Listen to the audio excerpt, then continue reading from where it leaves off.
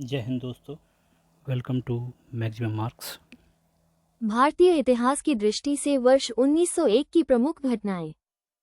राजनीतिक और प्रशासनिक घटनाएं। 16 जनवरी 1901 को न्यायमूर्ति महादेव गोविंद रानाडे का निधन हुआ। तो ये हैं महादेव गोविंद रानाडे। ये बॉम्बे हाई कोर्ट के न्यायाधीश और इंडियन नेशनल कांग्रेस के संस्थापकों में से एक थे। इन्होंने समाज सुधार के कई कार्य किए, जिसमें बाल विवाह के खिलाफ लड़ाई, विधवा पुनर्विवाह का समर्थन और महिला शिक्षा को बढ़ावा देना था। ब्रिटिश सरकार से औद्योगिकरण की मांग करने के कारण उन्हें भारतीय अर्थशास्त्र का जनक भी कहा जाता है। प्रार्थना समाज की गतिविधियों में उन्होंने सक्रिय रूप से भाग लिया और 1887 में भारतीय राष्ट्रीय सामाजिक सम्मेलन की स्थापना की। 1901 की अगली प्रमुख घटना है 22 जनवरी 1901 को ब्रिटेन की महारानी क्वीन विक्टोरिया का निधन। क्वीन विक्टोरिया का शासनकाल 1837 से 1901 तक रहा और विक्टोरियन युग के रूप में जाना गया। यह काल औद्योगिकरण, विज्ञान, कला और ब्रिटिश साम्राज्य के अभूतपूर्व विस्तार का गवाह रहा। भारत पर सीधा शासन 1857 के प्रथम भारतीय स्वतंत्रता संग्राम के बाद भारत में ईस्ट इंडिया कंपनी का शासन समाप्त हो गया और ब्रिटिश क्राउन ने सीधे शासन की बागडोर संभाल ली। 1876 में रॉयल टाइटल एक्ट के तहत क्वीन विक्टोरिया को कैसर हिंद यानी एम्प्रेस ऑफ इंडिया घोषित किया गया।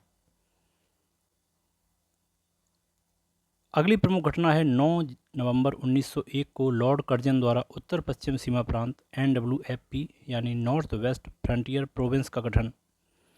लॉर्ड कर्जन के समय में बहुत सारी महत्वपूर्ण घटना घटी। 1899 से 1905 तक ये भारत के वायसराय रहे।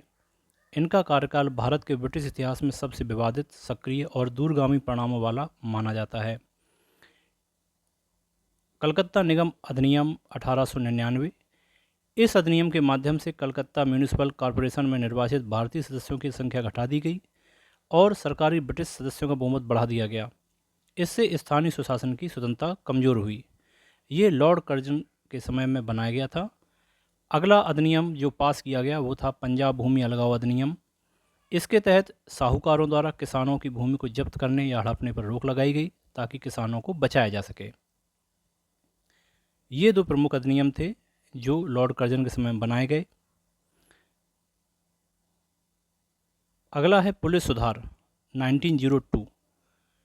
प्रशासन में सुधार के लिए कर्जन ने सर एंड्रयू फ्रेजर की अध्यक्षता में एक पुलिस आयोग का गठन किया। इस आयोग की सिफारिशों के आधार पर प्रांतीय पुलिस बल में सुधार किए गए, गुप्तचर विभाग CID की स्थापना की गई और पुलिस अधिकारियों की कार्यप्रणाली को व्यवस्थित किया गया।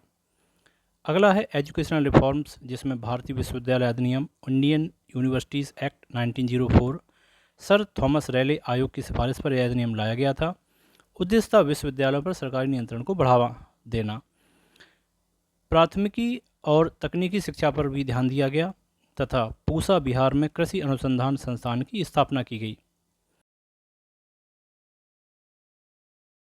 प्राचीन स्मारक संरक्षण अधिनियम, ancient monuments preservation act 1904, Bharat की ऐतिहासिक और सांस्कृतिक धरोहरों को बचाने के लिए लॉर्ड कर्जन ने इस अधिनियम को पारित किया।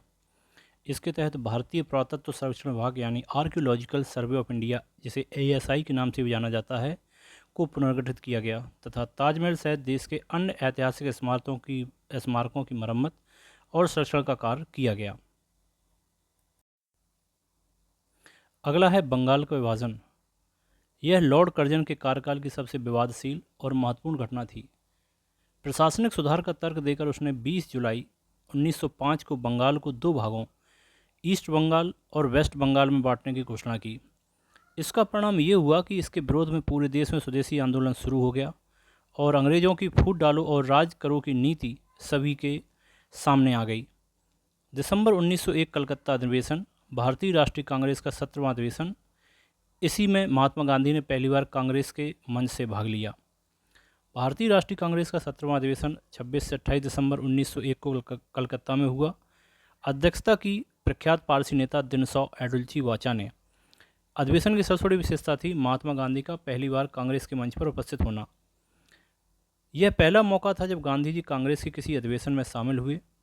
गांधी जी ने कांग्रेस के मंच से दक्षिण अफ्रीका में भारतीयों के साथ हो रहे नस्ली भेदभाव और शोषण के खिलाफ संघर्ष का समर्थन करने की मांग उठाई।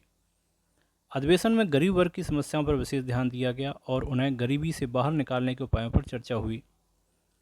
इसमें भू राजस्व के स्थायी निर्धारण की मांग प्रमुखता से रखी गई। तो ये थी सन 1901 की भारतीय इतिहास की प्रमुख घटनाएं। धन्यवाद।